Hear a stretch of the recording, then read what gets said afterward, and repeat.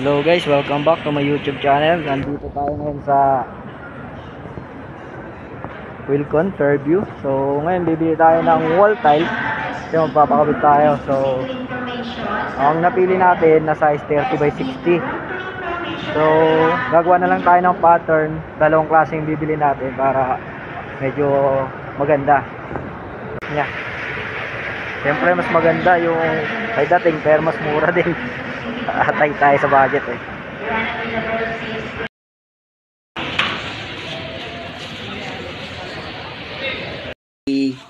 Papa-install na natin tong ating binili na tiles. So tara, tingnan natin sila.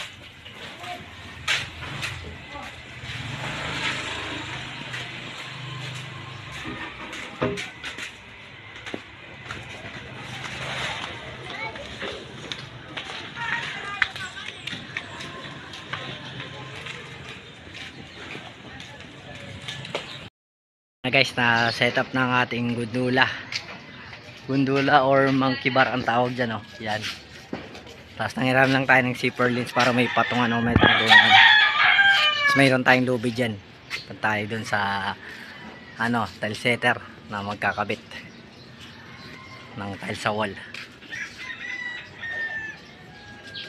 Akit tayo sa taas guys. Ito ay lalagay na tiles. Yun naman yung sa biga. So ito na siya guys, oh, yung tungtong ang ginawa nila. Yan yung monkey bar. Dapat kasi inalo mo na lahat nila eh.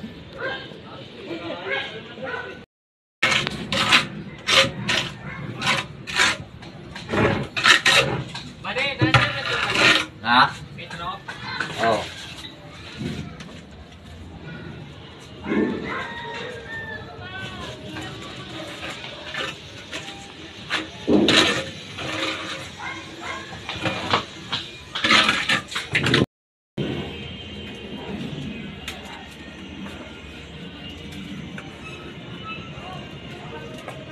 Sa baba. Oh.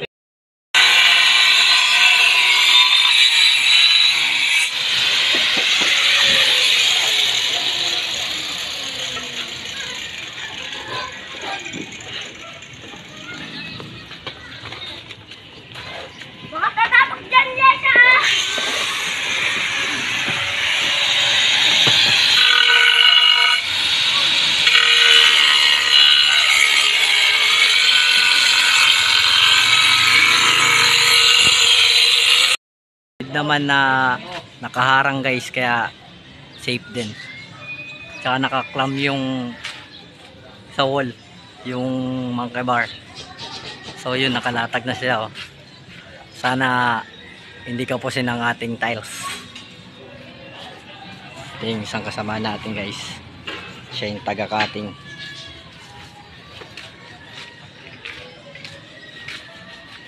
So kapag papagawa na tayo habang holiday para pagtapos ng holiday back to work ulit.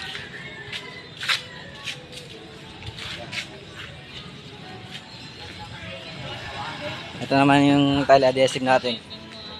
Pag naghalo kami, isang bag talaga para mabilisan.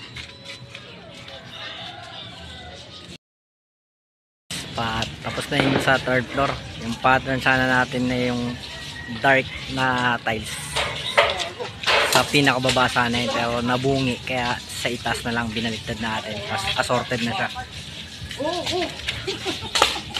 Ayos na magdalo. Akit ka naman tol, dalawa na. So yun, dalawa na kitik.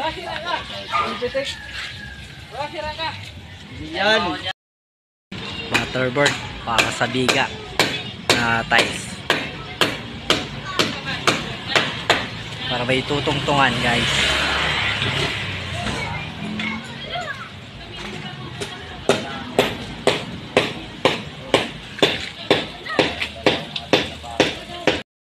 Guys, palapit nang matapos ang ating tiles sa harap.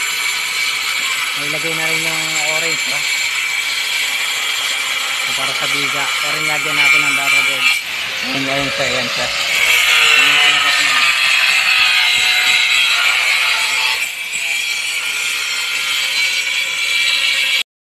Na guys, tapos na ang ating tile sa harap.